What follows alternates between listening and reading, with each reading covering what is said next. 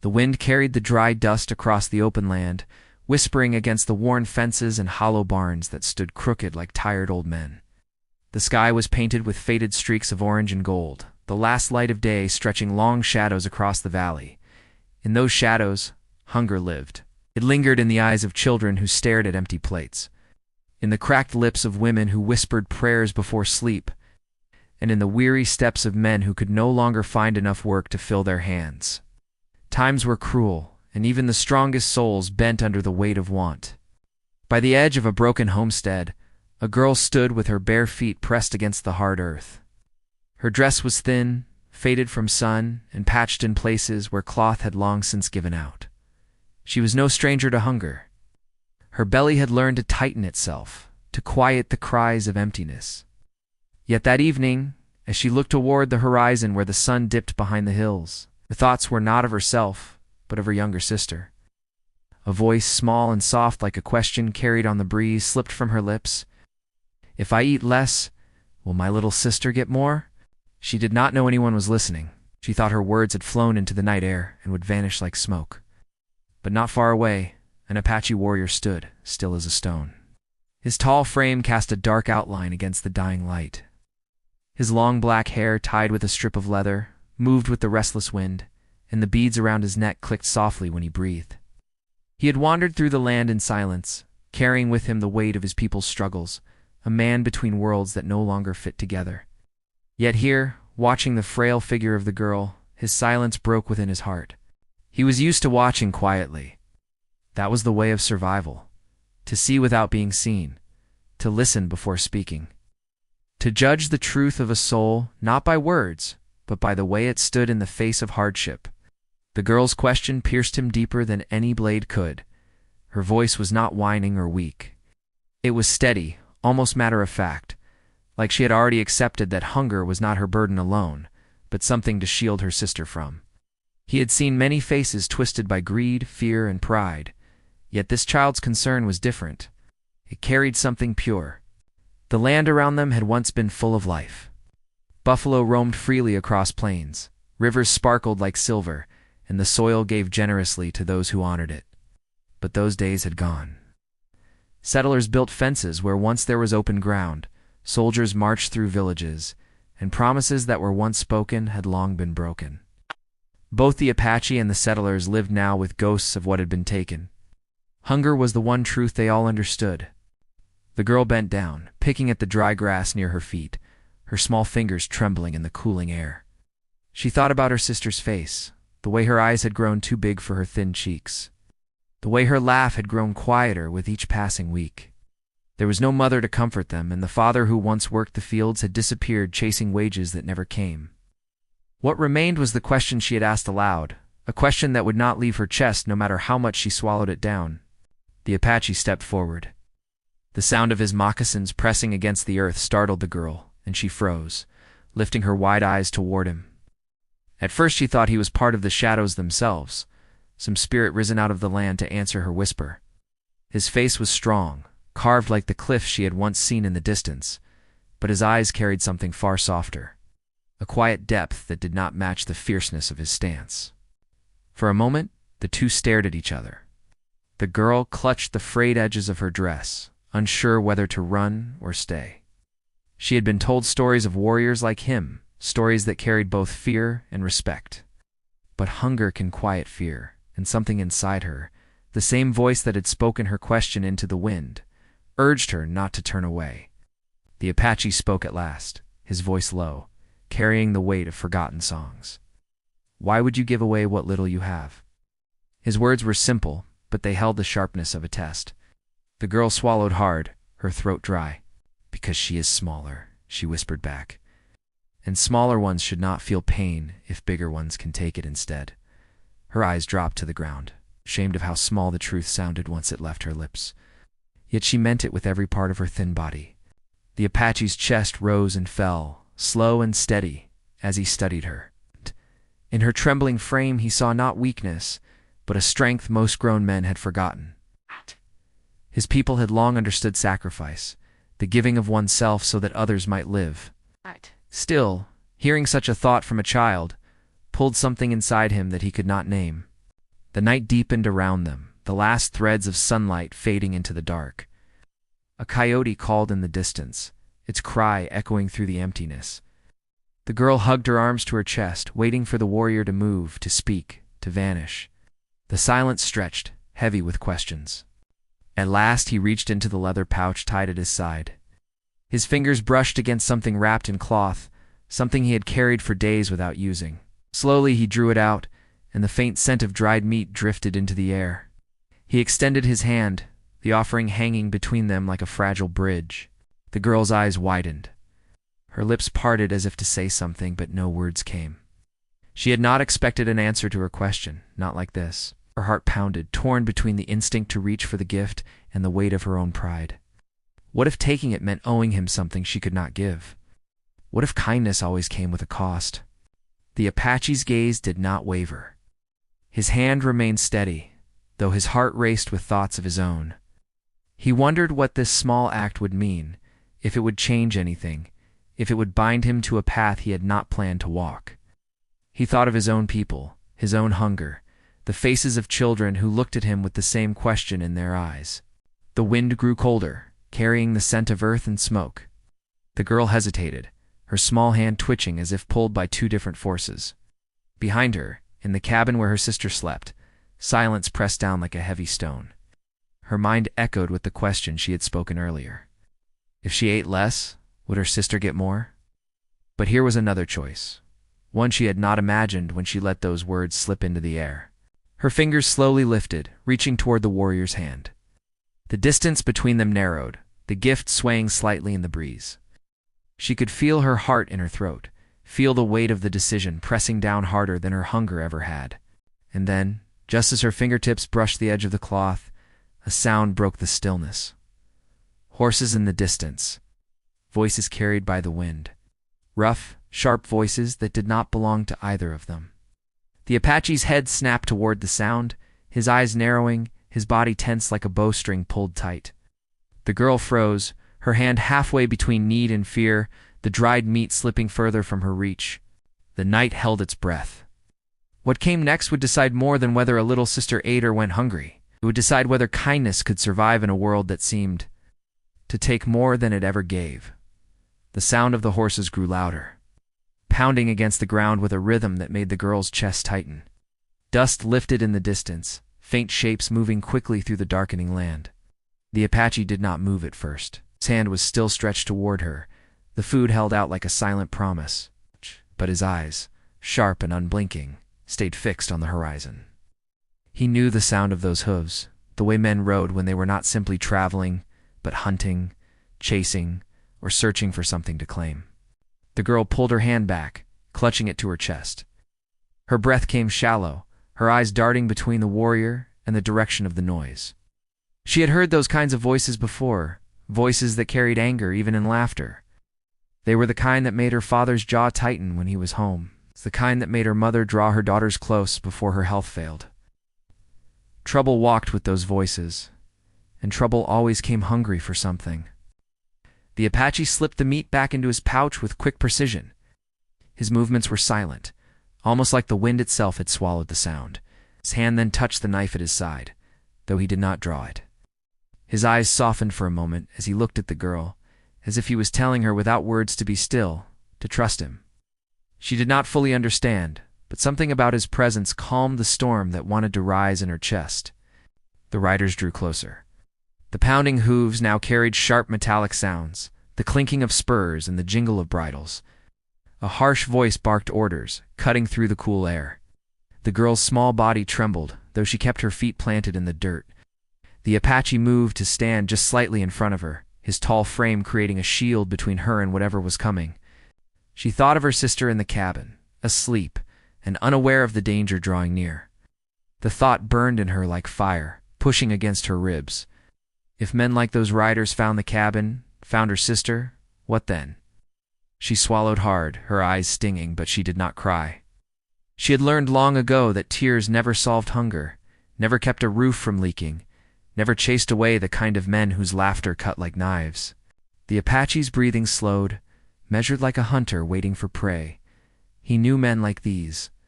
He had faced them before. Some rode to prove power, others for greed, and some because they carried anger they could not tame. Whatever their reason tonight, it did not matter. Trouble had found its way into the valley, and he was caught between leaving and staying. If he left, the girl and her sister would be at their mercy. He stayed, he would draw their eyes, and their eyes always came with rifles. The first of the riders appeared through the haze of dust. There were 3 of them, broad-shouldered men with unshaven faces, their clothes stiff with dirt and wear. They rode hard as though the land itself belonged to them, their voices sharp and careless as they spoke to one another. One of them pointed toward the broken homestead, a crooked smile crossing his face. The others laughed, a sound that did not belong to men who carried kindness. The girl pressed herself closer to the Apache's side, her small hand gripping the hem of his leather belt as though it were a lifeline. The warrior glanced down, then back at the riders. He could feel the weight of her trust in that touch, a trust he had not asked for, but now carried like a stone in his chest. He shifted slightly, his stance widening, ready for whatever might come. The riders slowed their horses as they neared, their eyes narrowing when they caught sight of the tall figure standing protectively in front of the girl. The leader, a man with a scar running from his temple down to his jaw, pulled on his reins and leaned forward in his saddle. His eyes gleamed with suspicion, and his smile carried no warmth. "Well now," he drawled, his voice scraping the air. "What do we have here? A little bird in a shadow in the dirt?" His gaze flicked to the girl, then back to the Apache, measuring the silence between them. The Apache did not speak. His stillness was its own kind of answer. The scarred man's grin widened. "Quiet type, ain't ya?" "Figures. Folks say your kind don't have much to say unless it's with arrows." He spat into the dust, his companions chuckling low. "But me, I like Tokan. Makes a man feel bigger." The girl's heart raced. He wanted to scream, to tell them to go away, to leave them alone. But her voice stayed locked in her chest. Her eyes darted toward the cabin, hidden just behind the rise of the hill, praying the men would not notice it. The Apache finally spoke, his voice low, steady as stone. "You should keep riding." The riders fell silent for a moment, surprised by the strength in his tone. Then the scarred man laughed, sharp and mocking. "Is that so? And who's going to make us, you?" Leaned forward, his eyes narrowing. "Or maybe the little bird hiding behind you?" The girl's grip tightened, her knuckles white. She knew what kind of men these were now. They were not passing through. They were the kind that came to take, whether it was food, shelter, or worse. Her stomach clenched, but her mind burned with one thought. She could not let them find her sister. The Apache did not answer. His silence was heavier than words. The leader's smile faded, and his hand drifted toward the rifle strapped to his saddle. The air grew tight, every breath sharp and loud in the girl's ears. In that tense moment, time seemed to stretch. The girl could feel the beating of her heart in her throat, hear the restless stamping of the horses, smell the dust hanging thick around them. The Apache's hand hovered near his knife, his body ready to strike if he had to. Yet he knew the danger of spilling blood here. Men like these rarely rode alone. Where 3 appeared, more often followed.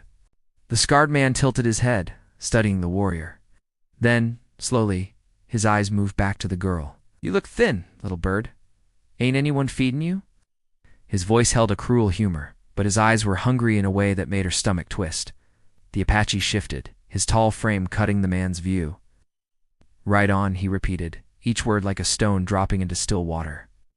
The men chuckled again, but there was unease in their laughter now. They saw something in the warrior's eyes, something that warned them not to push too far. The scarred man spat once. More than jerked his reins. "Come on, boys. Ain't worth our time. There's plenty of other places to look tonight." The horses turned slowly, their hooves kicking dust as the riders wheeled away. But the scarred man cast one last look over his shoulder, his smile curling into something darker. "You can't keep shadows forever. They always find their way into the light." The girl shivered at his words, though she did not fully understand them. She watched until the dust swallowed the men, until the sound of their horses faded into the night. Only then did she breathe again, her chest loosening like a rope had been untied. The Apache remained still, his eyes fixed on the darkness where the riders had vanished. He knew they would be back. Men like that never left forever. They circled like wolves, waiting for weakness to show. The girl tugged gently at his belt, her voice breaking the silence. "Will they come again?" He looked down at her, his expression unreadable. His silence was answer enough. The night had deepened fully now, stars flickering above like watchful eyes. The girl's thoughts returned to the cabin, to her sister asleep, and dreaming of a world where hunger did not bite so hard. Fear knew she had to go back to her, but fear weighed on her feet. If those men returned, she could not face them alone. The Apache stepped away from her, his figure blending with the shadows. For a moment she thought he might leave, vanish back into the silence from which he came. Her chest tightened at the thought, an ache she could not explain. She did not want him to go, not now, not after what had just passed. But instead of leaving, he turned his gaze back to the cabin on the hill. His eyes lingered there, as though he already knew what lay inside. He said nothing, but the girl understood. The night was not finished, and the danger was not gone.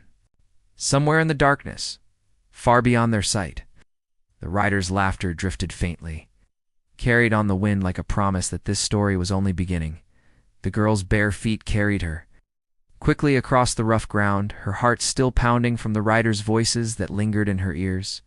She climbed the slope toward the cabin, its crooked outline waiting in the darkness like a frail guardian. Behind her, she could hear the Apache's steady steps. He did not rush, but his presence followed close enough to make her feel she was not alone. That thought gave her strength. Inside the cabin, the air was heavy with the smell of old wood and smoke. The girl pushed the door open, careful not to wake her sister. The little one lay curled on a straw mattress, her small chest rising and falling in uneven breaths. Blanket, too thin for the night chill, was pulled tight around her shoulders. The girl knelt beside her, brushing a strand of hair from her face. For a moment she forgot the riders, the fear, even her own hunger. She only saw the fragility of the one she loved most, and she whispered softly, promising without words that she would protect her. The Apache stood at the doorway, his tall frame filling the crooked entrance. His eyes roamed over the cabin, taking in every crack in the walls, every sign of a family that had once lived better days. He saw the small table with one broken leg, the shelf with chipped plates, the corner where tools had been left to rust. It was not just poverty that filled the room, but loss. He could feel it in the air, heavy like smoke that refused to clear. The girl looked up at him, her voice small but steady. "They will come back, won't they?" He did not answer right away. His gaze lingered on the door as though he could still hear the echo of hooves outside. At last he spoke, his tone low. "Wolves don't leave when they smell weakness." Her stomach twisted at his words, yet she nodded. She already knew it. She had known it since the scarred man's eyes settled on her. She wrapped her arms around her knees, sitting on the floor beside her sister's bed. The Apache stepped further inside, crouching near the cold fireplace. He examined the ashes, running a finger through the dust. They had burned their last fire long ago. The girl broke the silence again.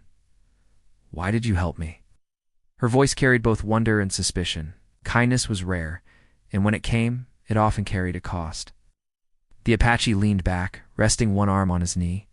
His face was unreadable, shadows playing across the strong lines. "Because your question was not about yourself," he said simply. "Most people ask how they can take more. You ask how you could give more?" She lowered her head, cheeks warm, unsure how to respond. The truth was, she had not meant to ask aloud at all. It had slipped out, carried by the wind, and now it had bound her to this stranger in ways she did not yet understand. The cabin grew quiet, broken only by the soft breathing of her sister, yet outside, the night was alive.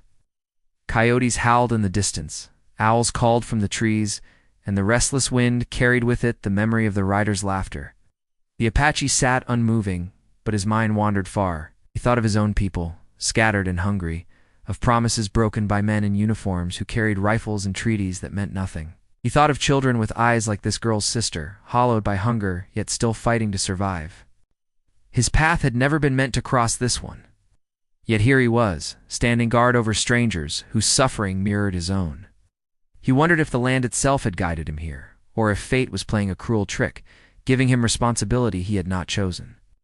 The girl eventually spoke again, her voice softer this time. "My father left weeks ago to find work. He said he'd bring food, but he didn't come back. My mother... T." Her voice trailed, too heavy with pain to finish. She hugged her knees tighter, burying her face against them. The Apache's eyes lingered on her. He did not ask more, for he already understood.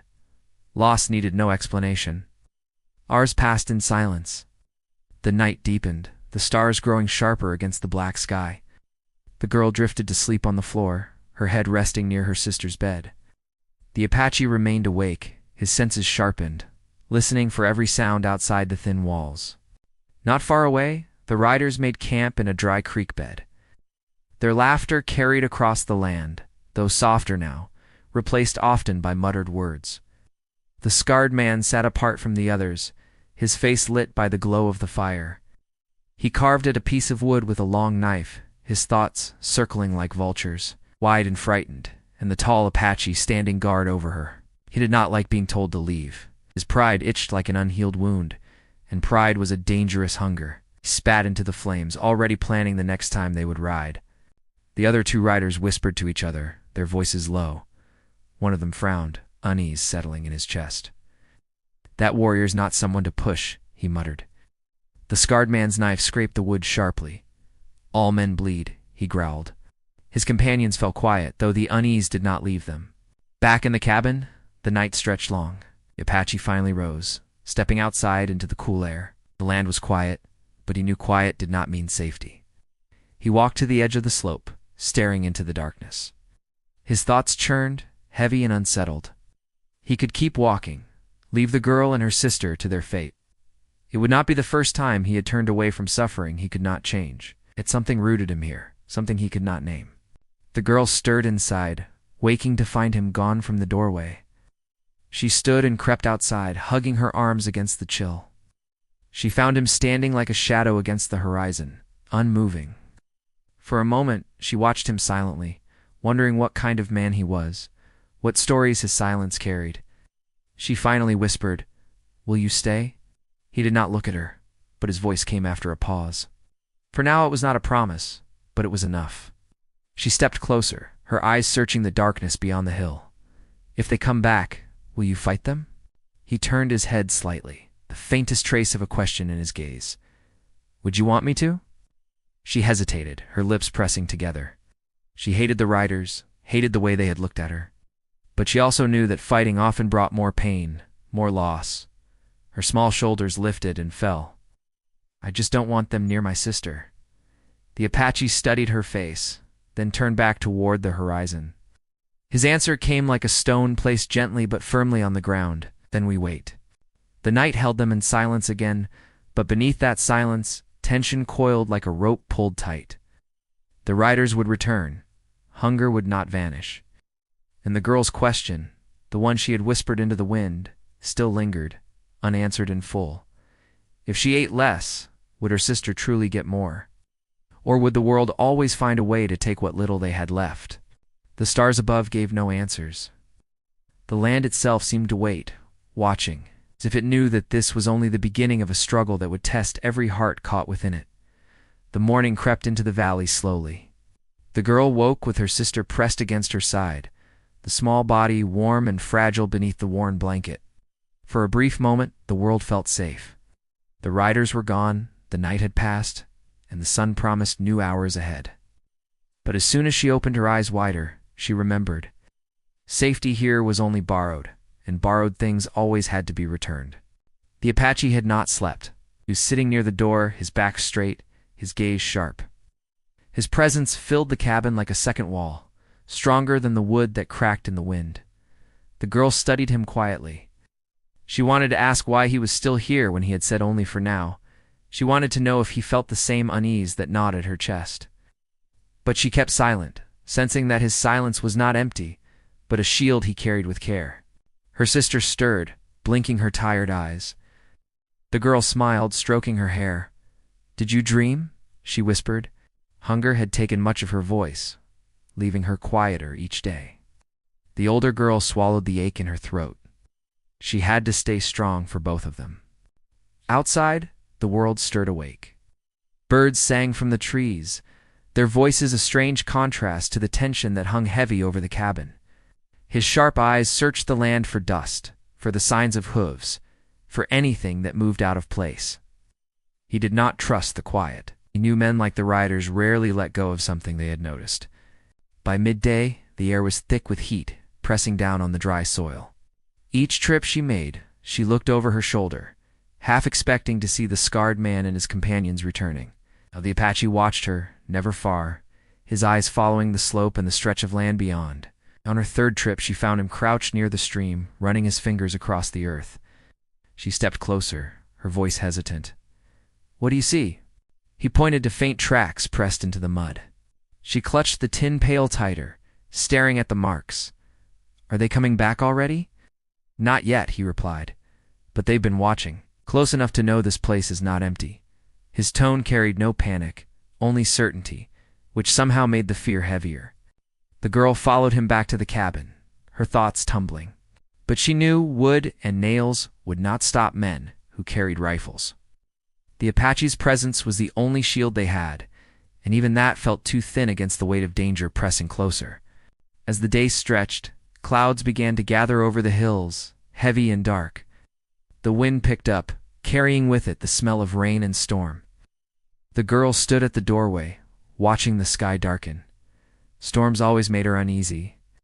They reminded her of nights when her father had not returned, of her mother coughing in the dark while thunder rattled the roof. She pulled her sister close, the younger one leaning into her without a word. The Apache came to stand beside them. "Storm will cover their sound," he said, his eyes still on the horizon. Her breath caught. "Then how will we know when they come?" "We will not know. That is why you must be ready." Her heart raced. She wanted to ask how she could ever be ready for men like that, but her lips stayed shut. Instead, she held her sister tighter, as though strength could pass from her arms into the smaller body. The storm broke, just as the sun dipped, rain slashing against the land, lightning flashing bright enough to light the cabin through its cracks. Thunder rolled, shaking the earth itself. Inside, the girl kept her sister wrapped in the blanket, humming softly to drown out the noise. But each crash of thunder sounded too much like gunfire, each flash of lightning too much like a signal in the night. The Apache sat near the window, his eyes scanning through the sheets of rain. He had faced storms before, both of nature and of men. He knew this one carried both. The scarred rider's face haunted his thoughts, that twisted grin that spoke of pride wounded and hunger unsatisfied. He knew the man would come back, knew he would not come back alone. Hours passed. The rain softened to a steady drizzle, and the thunder moved further off. The girl began to hope that maybe the storm had chased the riders away. Maybe they had chosen another place to take from. But then she saw it, faint but certain. A flicker of light across the hill. Firelight. Torches moving through the wet night. Her blood ran cold. "They're here," she whispered, her voice breaking. The Apache rose slowly, his frame tall and steady. He moved to the door, his hand resting on the knife at his side. The girl's breath came fast, panic pressing against her ribs. "What do we do?" she begged, her eyes wide. He turned to her, his voice calm, steady as stone. "You keep your sister safe, no matter what happens." Her throat burned. She wanted to scream, to demand more than that, but she could not. She pulled her sister against her chest, her heart hammering so loudly she feared it would give them away. Outside, the flickers grew brighter, closer. The riders' voices carried on the wet wind, sharp and cruel. Laughter rang out, broken by curses as they struggled through the mud. The scarred man's voice rose above the rest, commanding, hungry. The Apache stepped outside, the rain soaking into his hair and clothes. He stood tall against the storm's remnants, his eyes narrowing as the figures came into view. There were more than before. At least 6, their rifles glinting in the torchlight. The girl watched from the doorway, her hands gripping her sister so tightly the younger one whimpered. She could not look away. Fear rooted her in place. Yet some part of her refused to let the warrior stand alone. The scarred man spotted him first, his cruel grin spreading. "There's our shadow," he called, his voice cutting through the rain. "And the little birds must be inside." The men laughed, their boots splashing through the mud as they closed in. The Apache did not move. His hand hovered near his knife, his body ready. His silence was stronger than their laughter, heavier than their threats. But the girl could feel the air tightening like the moment before lightning struck. Her sister clung to her, whispering faintly, though the words were lost in the storm's leftover wind. The older girl pressed her face into the small shoulder, trying to block out the sight of torches closing in. But she could not block out the sound of boots, of rifles being lifted, of voices calling threats into the night. The scarred man raised his hand, and the laughter stopped. No. The other riders stilled, their eyes locked on the tall warrior before them. For a long moment the world seemed to hold its breath. The girl's chest ached with the silence, her eyes wide, her whole body trembling. "Ben," the scarred man's voice rang out, sharp and cold. "Step aside, warrior. We've come for what we saw, and we won't ask again." The Apache's jaw tightened. His hand closed around the hilt of his knife. His stance shifted, low and ready. The girl's heart screamed inside her chest. She wanted to cry out, to beg for mercy, to demand they leave. But her voice was trapped, her fear sealing it away. All she could do was clutch her sister, her eyes locked on the line of men closing in, their shadows growing long against the torchlight. The storm had passed, but the air was heavier than ever. Each second stretched thin, ready to snap. And in that waiting silence, the girl knew the night was about to break open into something that could never be undone. The scarred man's command hung in the wet air, the rain dripping from his hat brim, his torchlight throwing sharp shadows across his scarred jaw. The Apache stood tall, the knife at his side glinting in the firelight, and though outnumbered, he did not step back. The girl clutched her sister close, her small body pressed against the cabin door frame as if the thin wood could shield them from the storm of men outside. Every heartbeat pounded against her ribs, each second stretching so long she thought time itself would break. The riders shifted, mud sucking at their boots as they moved closer, rifles steady in their hands. Yet none of them wanted to be the first to strike. Something about the warrior's stillness held them. His silence was heavier than their threats, his presence sharper than their weapons. The scarred man sneered, his pride pushing him forward. "Last chance," he spat, his voice like gravel. Before anyone could move, thunder rolled again, distant but fierce, shaking the ground. The torches flickered, their flames bending in the restless wind. For a moment the men hesitated, their laughter replaced by the sound of the storm reclaiming the night. The Apache used that breath of hesitation. He stepped forward, his voice low but steady, carrying through the rain. "If you take from them, you take from me." The riders muttered among themselves, uneasy. The scarred man's grin faltered, though his pride held firm. He spat into the mud, then jerked his hand. The others raised their rifles. But the Apache's stance did not break. His dark eyes locked on the leaders, daring him. The girl could barely breathe, clutching her sister tighter as tears stung her eyes. She thought of her mother, of her father, who had never returned, of the hunger that gnawed at her bones. She thought of her question whispered into the night, the one the warrior had heard. If she ate less, would her little sister get more? But now she understood the truth. It was never about less or more. It was about who stood to protect the small, who chose to give instead of take. The standoff stretched until the riders' courage began to waver. One shifted his rifle uneasily, glancing toward the dark hills as if expecting more warriors to appear from the shadows. The scarred man's jaw tightened. His pride screamed at him to push, but some part of him, small though it was, sensed that this battle would not end in his favor. His grin returned, though it was thinner now, forced. "Not worth the trouble," he muttered, his voice sour. He waved his men back. Plenty of other places to ride. The riders grumbled, uneasy at retreating, but they obeyed. Slowly, their torches faded into the storm shadows, their laughter carrying faintly until it vanished into the night. The scarred man cast one last look over his shoulder, his eyes burning with a promise. Then they were gone. The girl sagged against the doorway, her knees weak, her heart racing so hard she thought it would burst. Her sister whimpered softly, pressing her small face into her shoulder. The Apache lowered his knife, but did not relax.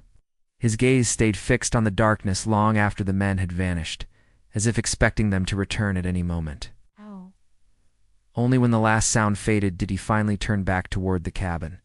The girl met his eyes, her lips trembling. She wanted to thank him, to say words big enough to hold what he had done for them. But no words came. He only nodded once, a small gesture that carried more weight than speech. The rest of the night passed in silence. The rain slowed, the stars pushed through the clouds, and the land settled back into uneasy stillness. The girl did not sleep. She lay beside her sister, listening to the Apache's quiet movements as he kept watch. She knew he had given them more than food or protection. He had given them the strength to hope again, and hope was rarer than bread. When dawn came, the valley was washed clean. The earth smelled of rain, and sunlight broke across the hills. The girl stepped outside, her sister's hand in hers, and breathed deeply. For the first time in many days, the air did not feel heavy. She turned to see the Apache standing at the edge of the slope, his eyes on the horizon. His presence seemed to belong to the land itself, as if he were part of the hills and the rivers and the wind. "Will they come back?" she asked quietly. He did not turn, but his voice was steady. "Men like that always return, but not today." She swallowed, gripping her sister's hand tighter. "What if they do? What will we do then?" The Apache looked at her finally, his gaze calm but strong. "You will endure, because that is what the land teaches. It takes much, but it gives strength in return. You are stronger than you know." His words settled deep inside her. She realized that the hunger, the fear, the long nights without her parents, all of it, had shaped her into something she had not seen before. Not weakness, but resilience. She had thought sacrifice meant giving away her food, her comfort, her safety. Now she understood sacrifice could also mean standing, enduring, and believing that tomorrow could be better. The day stretched slowly. The Apache helped mend the broken fence near the cabin, his strong hands steadying the posts while the girl held nails from an old tin.